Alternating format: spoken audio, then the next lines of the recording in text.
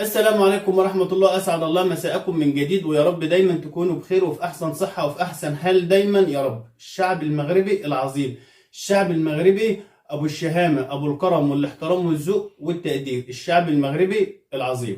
النهاردة جاي معايا أغنية وطنية في قمة الجمال والروعة. ولما أتكلم على أغنية وطنية مغربية طبيعي نبقى عارفين ان احنا قدام ملحمه فنيه وطنيه، ان احنا قدام اسطول حربي، ان احنا قدام قاعده صواريخ نوويه جويه حربيه، قولوا زي ما تقولوا.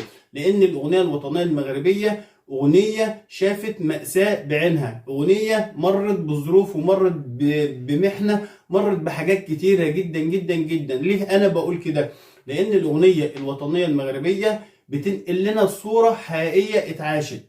يعني اذا الاغاني المغربيه فعلا دي كانت وثيقه، كانت بتوثق الاحداث اللي اتعاشت، الظروف والازمات والمحن اللي اتعاشت زمان.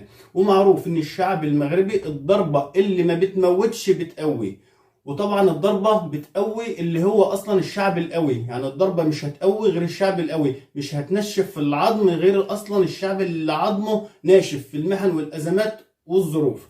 اغنيه النهارده اغنيه لعيون عينيا، اغنيه في قمه الجمال والروعة، أغنية عايشة ومحفورة في الصخر المغربي، أغنية موجودة وهتفضل عايشة في أذهان كل واحد مغربي، وفي قلب كل واحد مغربي، وفي وجدان كل واحد مغربي. تعالوا نسمع الأغنية الجامدة دي، الأغنية العظيمة دي. طبعا هي غناء مجموعة أو فرقة جيل جلالة، والأغنية دي من أروع وأروع الأغاني. تعالوا نسمع ونرجع تاني.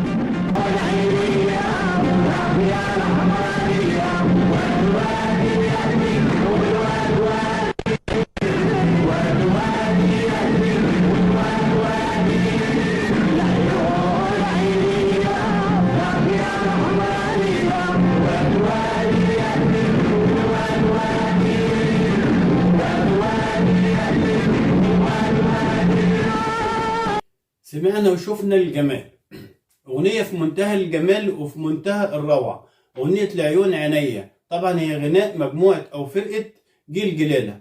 طبعا مؤلف الأغنية دي هو الشاعر الجامد جدا الفنان محمد شهرمان، وهو أحد مجموعة جيل جلالة. وطبعا هي ألحان الفرقة أو ألحان المجموعة.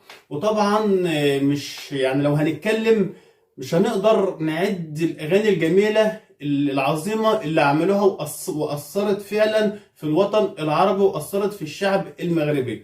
وطبعا المغرب بتتميز بالمجموعات دي، يعني كان في مجموعة ناس الغوان برضو كان لهم حاجات جميلة جدا، وكانت برضو مكسرة الدنيا. ومجموعة جيل جلالة فيها أو كانت بتضم نخبة من كبار المطربين، كانت بتضم فعلا عمالقة. يعني عندنا مثلا مولاي الطاهر الأصبهاني، وسي حسن مفتاح ومصطفى بجبو وسي محمد درهم ومحمود السعدي وعبد الكريم الأصبجي، فنانين كبار جدا جدا جدا، فعلا عمالقة من عمالقة الفن في الوطن العربي مش بس في المغرب. تعالوا نكمل ونرجع تاني.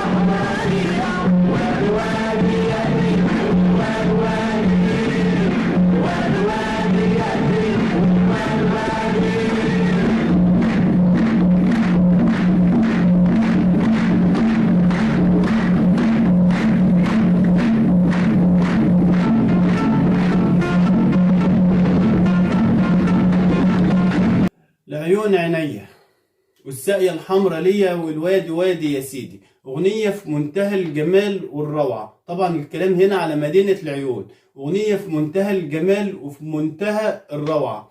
أنا قلت قبل كده وهفضل أقولها وأعيدها وأزيدها، الأغاني المغربية مش مجرد أغنية اتكتبت واتلحنت وخلاص، يعني مش مجرد شاعر كتب حاجة من وحي خياله، لأ، ده الراجل ده بينقل لنا صورة حية اتعاشت، وبيعرفنا قد إيه الشعب المغربي ده كان شعب فعلا زي الجبال وزي الصخر، اتحمل المأساة، اتحمل الظلم، اتحمل الطغيان، اتحمل الظروف الصعبة، اتحمل المحن، وكانوا شعب زي الجبال وعدوا بكل الأزمات دي. والنهاردة بيثبتوا لنا إن هم فعلا شعب الرجال وشعب الأبطال. الشعب ده النهاردة قدر يعمل إنجاز كبير جدا جدا جدا. النهاردة بنشوف المغرب في طفرة عالمية، المغرب النهاردة في حتة تانية، المغرب النهاردة بتنافس وبتناطح دول أوروبا، المغرب النهاردة فعلا في مكانة كبيرة، المغرب ما فيش لها منافس عربي أبدا، المغرب بتلعب في حتة تانية دلوقتي، المغرب في حتة بعيدة خالص.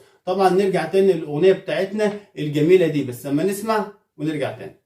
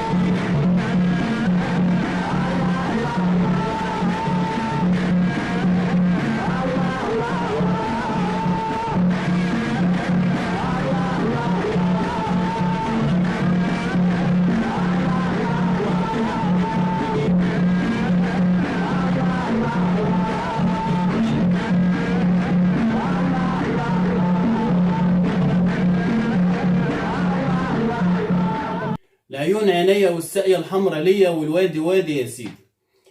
المقصد من كلام الأغنية الجميلة دي، الملحمة العظيمة دي، الأنشودة الجميلة دي، طبعا لو رجعنا شوية فلاش باك كده لأيام المسيرة الخضراء، طبعا كان في أغنية نداء الحسن، طبعا تحفة ومن أجمل الأغاني. إذا هنا الكلام ده بيثبت لنا وبيبرهن لنا وبيأكد لنا إن الأغاني المغربية مش مجرد أغاني وخلاص، لكن هي منقولة من الحقيقة، منقولة من مآسي وظروف صعبة ومحن صعبة اتعاشت بالفعل. لعيون عينيا والساقية الحمرا ليا، طبعا هنا الكلام ده هما في الأغنية بتثبت وتأكد لنا إن الشعب ده كان عندهم يقين وإيمان بالله سابق فكرة الانتصار، يعني الانتصار ده جاي من إيمانهم بالله، كان في يقين إن ربنا هينصرهم وإن ربنا هياخد بإيديهم وإن هما هيعدوا المحنة دي والأزمة دي بخير، ودي فعلا حقيقة. وطبعا كانوا مؤمنين طبعا يعني بالمسيرة الخضراء، مؤمنين بيها، وطبعا كانوا شايلين المصاحف والأعلام، مسيرة كانت خضراء، مسيرة سلمية. إذا كل أغنية مغربية وطنية هتفضل عايشة معانا وهتفضل في أذهاننا وفي وجداننا دايما، وأي حد يسمع الأغاني الوطنية المغربية بيتأثر بيها جدا جدا جدا. وفي نهاية الحلقة أنا اتبسطت جدا واستمتعت جدا معاكم، يا رب أنتوا كمان تكونوا استمتعتوا واتبسطتوا، وغدا يتجدد لقاءنا إن شاء الله في موضوع جديد، وفي الختام سلام.